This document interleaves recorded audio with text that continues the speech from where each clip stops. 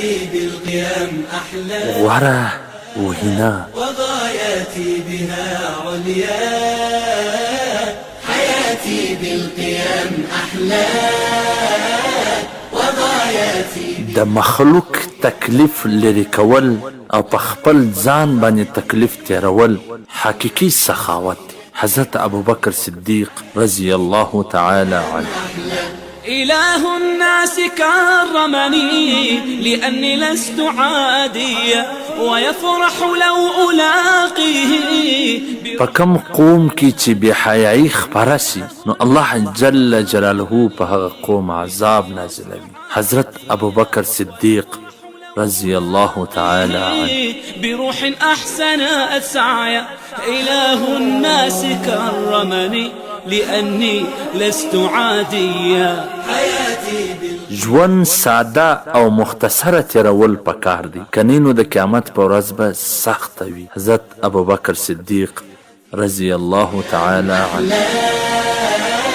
وغاياتي بها عليا وكل سعادتي أني بمسؤول د ګناه پرېښول د توبې د تکلیف سره ډیر آسان دی. حضرت عمر فاروق رضی الله تعالی عنه أزيد بحقهم وعيا بلادي أمتي أهلي فلست بدونهم شيئا أقدر دورا د هر شي لپاره غوروالي شوالی وي او د نیکۍ دپاره غوروالي دا دی چې زر وسي یو نیکي ده بس زر یې کوه. حضرت عمر فاروق رضی الله تعالی عنه حولي لأني لست عاديا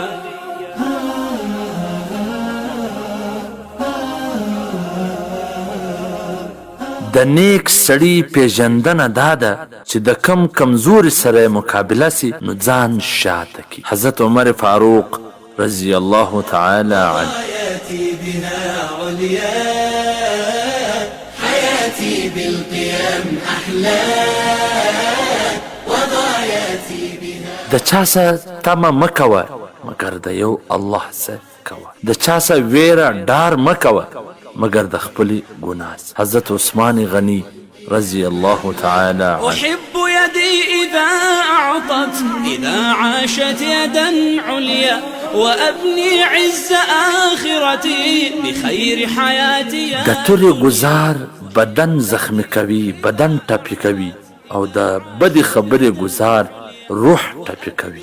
حضرت عثمان غنی رضی الله تعالی عنه يا الدنيا أحب يدي إذا أعطت لأني لست عاديا حياتي بالقيم أحلى سترګې د شیطان جال دي. حضرت علی رضی الله تعالی عنه حياتي بالقيم أحلى وغاياتي بها عليا